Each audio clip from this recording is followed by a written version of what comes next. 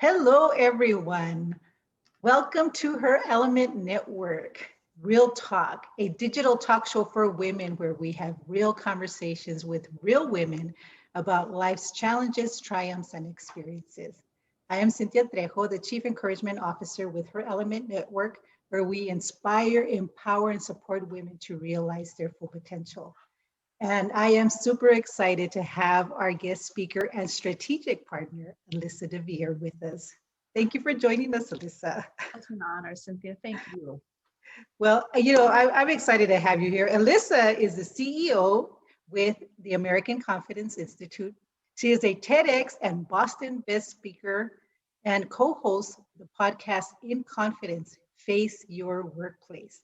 She is also the chairperson with ERG Leadership Alliance, which directly improves workplace diversity and inclusion. Using basic brain science, Alyssa has helped over 350,000 to reclaim their confidence. Wow. She's able to also help people be a coach. Clients include Spotify, Wayfair, Panera, Pepsi, Staples, US Tennis Association, and the US Air Force. Her best-selling 2020 book, Confidence is a Choice, Real Science, Superhero Impact, was endorsed by experts at Wharton, Harvard, MIT, Yale, UC Berkeley, and top business thought leaders. Alyssa teaches every semester at Penn's Innovation Center and is an advisor with MIT's Trust Center. She also judges the Stevie Women in Business and Best Employer annual awards, and she is constantly interviewed by media and authors. With great joy, she coaches several startups, nonprofits, and executives. But she is most proudly to be mom of two very tall sons and one very quirky rescue pooch. What's your pooch's name? Georgie. Georgie, very, very cute.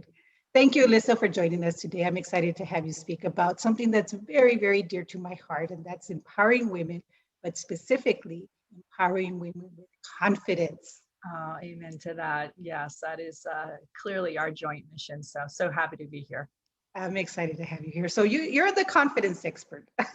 And, I when I came across your book and your TED Talk, I knew this was something that I wanted to offer as far as the courses with Her Element, because this is something that many women struggle with. And it seems that women seem to struggle with confidence more than men. Is that true? Is that correct? I think the operative word is struggle because we're more visible about it, right? It manifests differently. We are in this very social pressure to please and have everyone like us. So the behaviors that are associated with that are very visible.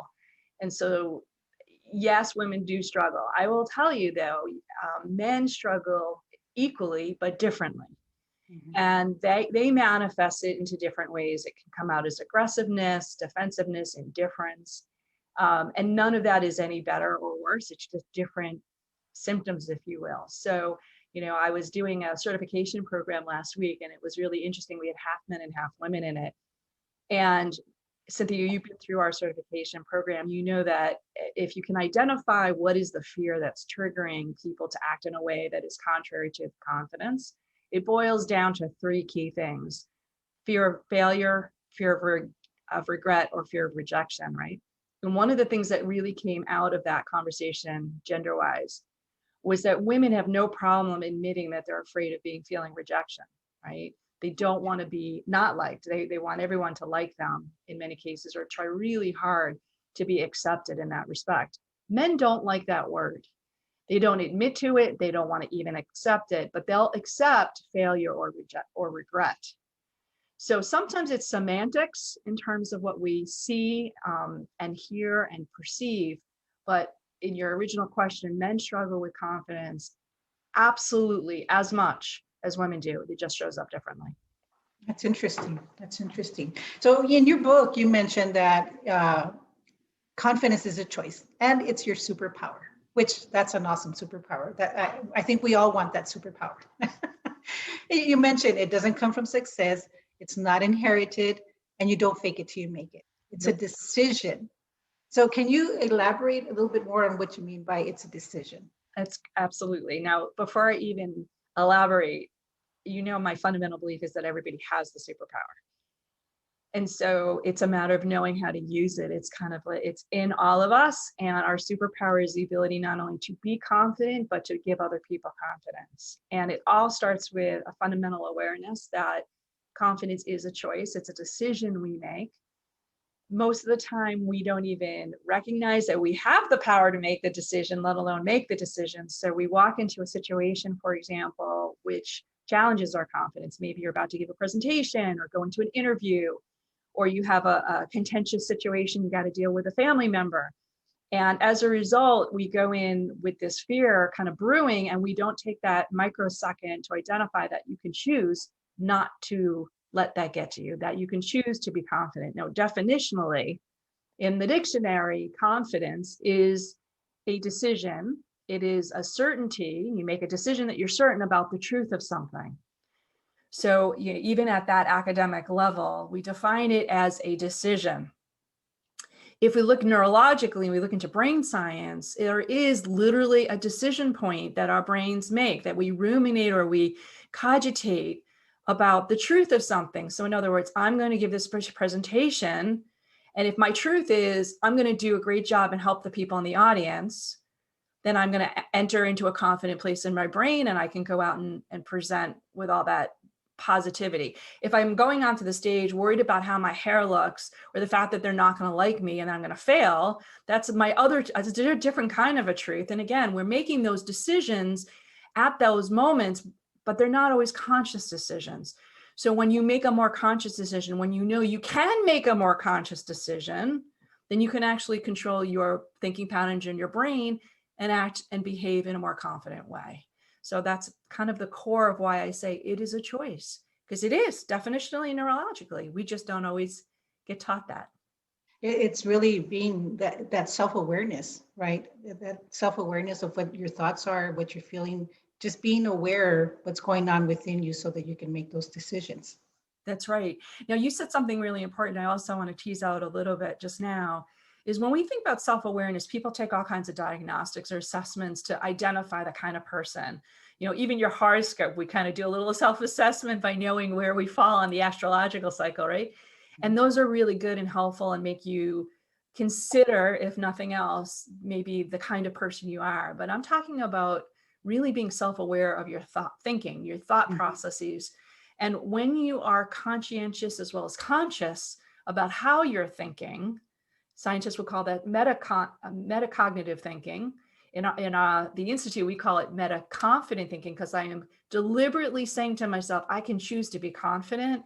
When you own that, when you take ownership of it, that's the superpower. That's the empowerment that you allow yourself to think and be the kind of person you want to be. And that then trails with confident behaviors that follow. Interesting. So can one master confidence? Absolutely. And mastering is another one of these kind of tough English words, because it doesn't mean that you're going to be confident in all situations all the time.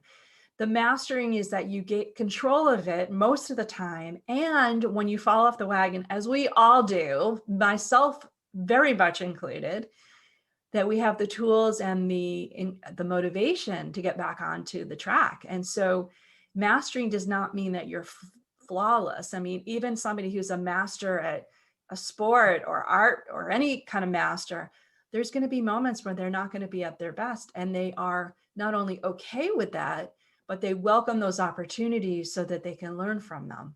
And so that's part of mastering confidence, is understanding that, you know what, I'm not perfect, I'm human, and I have strengths and weaknesses, things I'm good at, things that I like to do, things that I don't. And I'm okay with those things that I don't like to do or that I'm not good at. And the things that I'm really good at, even though some days I'm not phenomenal, and that's okay too. Yeah, that's awesome. And confidence is something we can master, and then it's also something we can manage. Really, when you're able to master and manage, you can do some really powerful changes within your life, within your business career, your personal career. Can you share an experience that maybe someone has shared with you on how taking your course and then making those changes, how it's affected their life or even, their work and their career? Oh, sure. Thank you for asking. There's a couple that just jumped to the front of my brain quickly. I remember one person who called me up, and in the beginning of the conversation, she was miserable at her current job. She hated it. She was good at it, but she hated it. She hated the culture. She hated the kind of job. And there were certain aspects of it she really liked, certain aspects that she really hated. And she was just kind of like directionless. She didn't know what to do. And the end of the story, fast forward, is that not only did she find a dream job at a dream company, might I say Amazon, but she found the confidence to go into those interviews with, this is why I'm going to be really great at this job, and this is why you should hire me. And she called me up afterwards. She's like, I never would have had the courage to say those things, and now let alone believe them. And so part of that was really not only changing her thought process, but getting her brain kind of organized around, I really do rock on those things. And Amazon's benefit to have me do those things for them. So that one's an easy one because it was so, clearly resulting in not only she got the job, she got I think it was 45% increase in her salary. So, rock on, sister. But, there's many, many other examples, Cynthia. I will tell you that it doesn't always have to end up being a raise or a new job. It can just be having comfort in your own skin and being able to look yourself in the mirror without hiding your glance, down below, or maybe just going and fixing those relationships that mean so much to you that are broken because you're just not connecting with people on an authentic level. So I think those things are really powerful. I will say that for anyone who's listening, who may be into law of attraction, I do believe in it a lot myself. I'm very much a believer of faith and fate. And there is absolutely no question that if you don't have confidence in yourself, all the other stuff's off the table. So for no other reason, believing in who you are, what you contribute, that you matter, that you have a purpose, doesn't have to be necessarily a lofty mission. It can just be to bring confidence to other people. Mm-hmm. You wake up in the morning with a whole better way to start the day, and things show up in your universe because you're putting good energy out there. Yeah, that's awesome. So what brought you to this confidence crusade that you're on? It is a crusade for sure. It's a long story, but I'm going to give you kind of the essence because it hit me like a ton of bricks. I have a career as a marketing executive. That was what my education and my career was. I ended up doing CMO roles at a lot of startups and mid-sized companies. And as much, again, as I love doing marketing, and there were things about it I loved and things about it I hated, I was always kind of wondering about human motivation. I mean, that was kind of why I liked marketing, because it was trying to figure out why people buy or don't buy or don't click, right?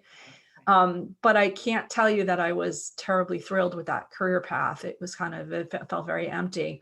And it's bizarre to say it was a fortunate situation, but my son, who is now 21, this was about, 11 years ago, even maybe 12 years ago, was diagnosed with a very serious neurological condition, and they thought that he was going to become paralyzed. And so my world kind of came to a screeching halt, and my confidence with that went completely to zero because I just continued to blame myself for the tragedy that my son, and something that I did, that I deserved that.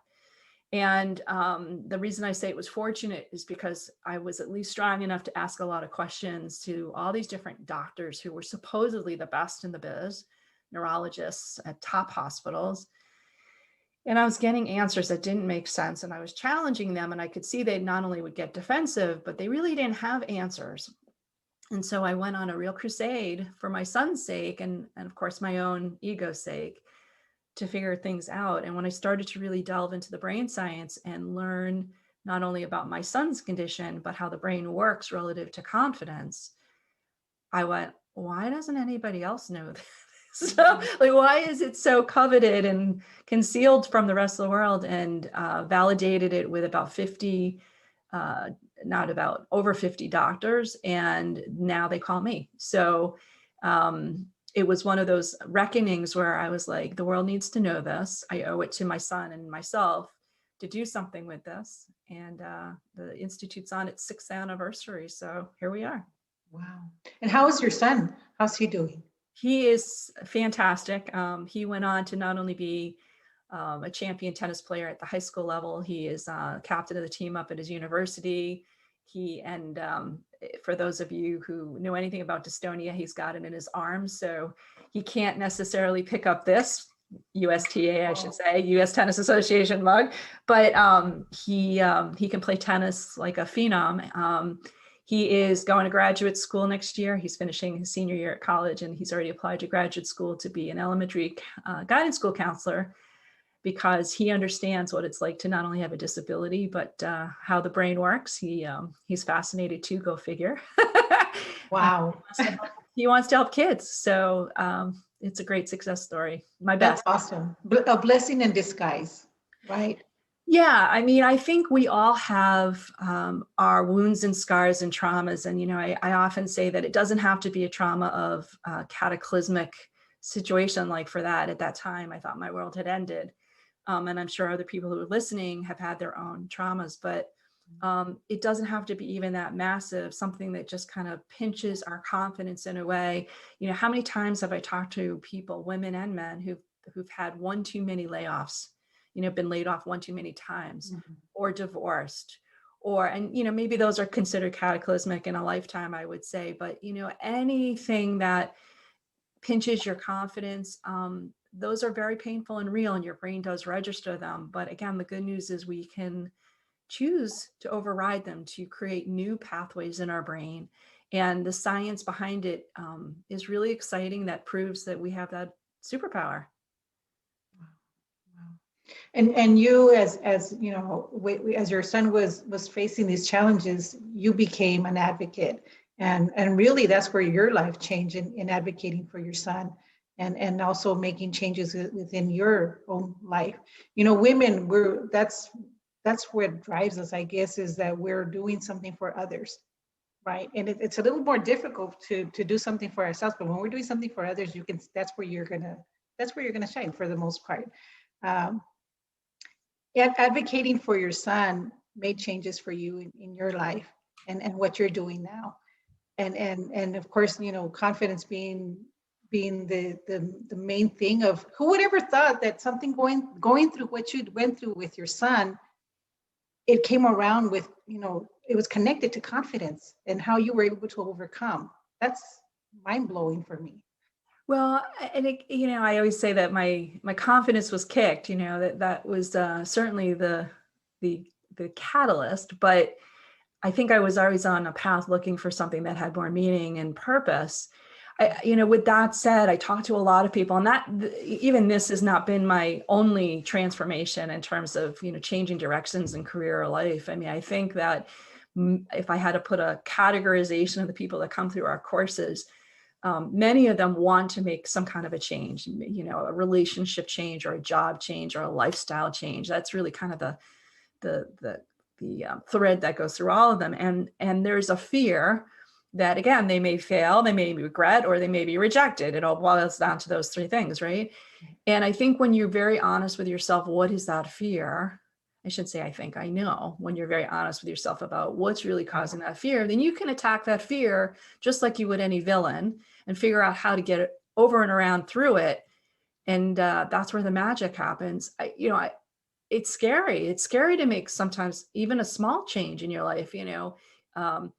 One woman said that she just wanted to be able to exercise for 20 minutes a day. And it sounded so silly coming out of her mouth, right? And she was almost embarrassed to say it. She couldn't get herself to do it. And this is a classic behavioral change question. Behavior change in itself is a whole topic in itself. But, the question is, what are you afraid is going to happen if you don't? What are you afraid is going to happen if you do? Really look at it objectively. And one thing we also teach through this class, Cynthia, if you recall, is the value of emotional or subjective data. So you can't put it on a pros and cons list necessarily, but it's the stuff in your heart and in your stomach, because your stomach is actually your brain's alter ego. Your stomach often tells you more, not just because it's connected from a neurological perspective, but it's often the part of your body that's saying, hey, you're not paying attention to the way you're feeling. And if you really think about the way you're feeling and try and really look at it saying, it may not make logical sense, but I don't want to exercise 20 minutes a day because I'm afraid if I do that, it's not going to make a difference and I'm going to feel like a loser. All right, that makes no sense, but that's what it was for that woman. And when she saw it and looked at it and thought about it, she's like, that's kind of silly. My brain is not being so certain or honest with me, and my stomach is telling me otherwise. And so identifying some of those cues too really can help you identify why don't you want to change? What's the issue? And maybe the change is not necessarily the right thing. Maybe you really don't want to change or shouldn't change. Maybe you're really great the way you are. You just may need to tune or hone something you're doing. So I think sometimes we overshoot, right? We want to be so good, so perfect, so much like somebody else that's so different than who we are. And yet we beat ourselves up when we can't get there. That example, she was having that internal conflict. And you mentioned when you're certain about something is when you're confident. That internal conflict was making her uncertain, and that's why she couldn't move forward. That's really neat. That's right. Well, I mean, and again, it sounds so silly when you say it out loud, right? But it was ruminating in her head. I was like, so you try it and if you don't like it, you don't do it. You miss a day, so what? You do it the next day. Like, you just break it down into like a digestible, logical, as much as you can be, but something that works for what's going on in your own set of needs. But interesting. yeah, no, for sure. I think people get scared, for example, in job changes because they don't know the new culture. They don't know the boss. They're worried if they're going to get as much money. There are all these factors, but they're unknowns, right? So when you really, again, get down to what am I freaked out about? What is really causing that angst? And then you can say, okay, what can I do about that? If I don't know about the culture, what can I do? Can I go and I talk to 3 or 4 people who work in that culture now and get a better sense? Could I read more on online about that culture? There's all these brainstorming opportunities you have to say, how do I get rid of that fear once you know what it is? So what are some of the things that women can do to become more confident? Can you give us a couple of techniques or something that one can start? For sure. And that we have a whole lot of tools, so I'm not going to be able to talk about all of them, but one of my favorite tools, and it sounds so crazy when I say it again online here, but you've done it, you know how powerful it is, which is to write your own eulogy. And we spell it YOULOGY. And the idea is to imagine if you were to die, who would you want to give your eulogy? And not so much what do you think they're going to say, but what do you want them to say? Mm-hmm. And that forces us into a place neurologically and otherwise to really think about what we value, need, and want. And what do we want to be known for? What's the kind of person that we want people to describe us as? And while I will be the first to tell you that the key to confidence is not caring so much what other people think, there is a mirror there when you write a eulogy to say, what am I giving off? How am I representing myself? What is my personal brand?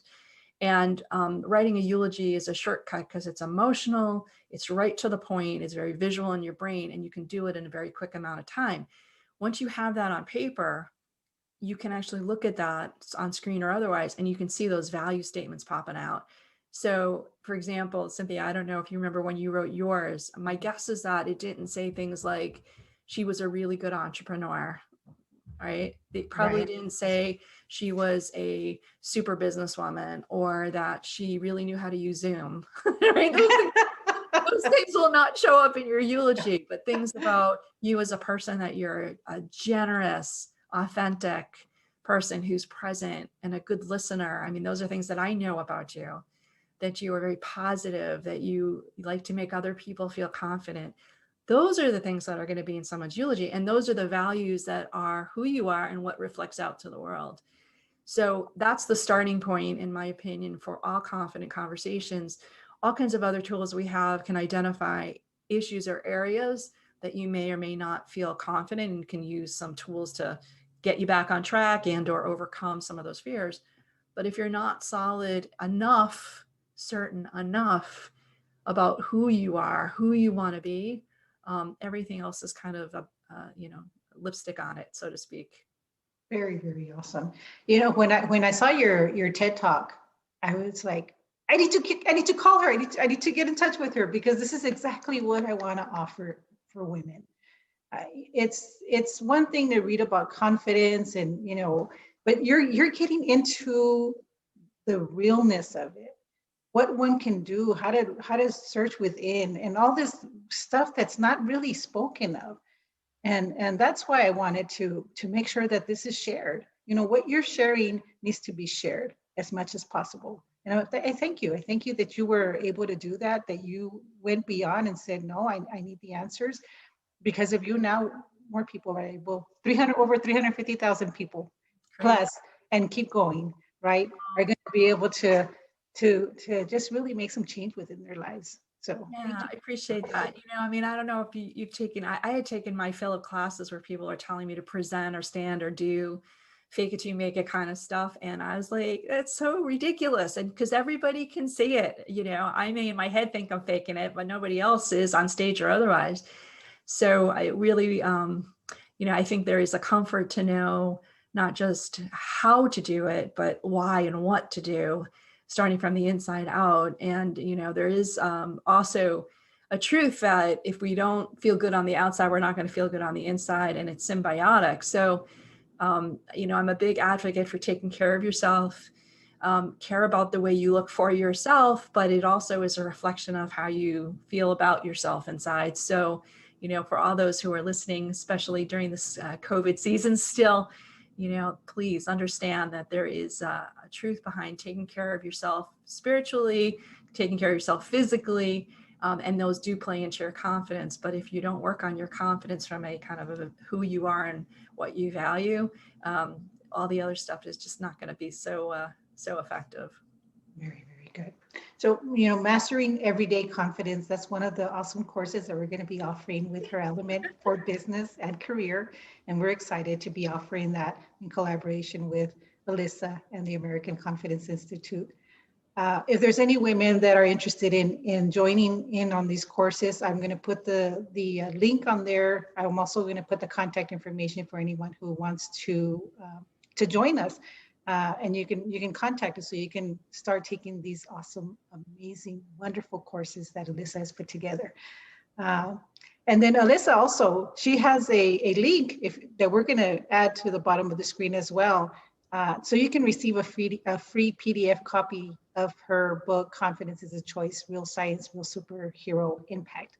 So anyone who's interested, you're going to get some really great, awesome information. Is there anything you'd like to share before we close, Alyssa? Oh my goodness, Cynthia, so much, but I'm going to leave it at this, is to remind everyone that they have the superpower to not only be confident in their own lives, but to help others. And I think, you know, as a woman, one of the greatest gifts that I have, and I think you share this too, is when you make somebody else feel confident, it is a direct reflection, better than any ring light, better than any other mirror that could be. It's a beautiful thing. So if you're sitting there thinking that, you know, you couldn't possibly be confident no matter what class, think of it this way: if you can be even 5% more confident, learn how to be more confident and to teach others, boy, that is the greatest gift and superpower we all have. And I hope people will take advantage and do that.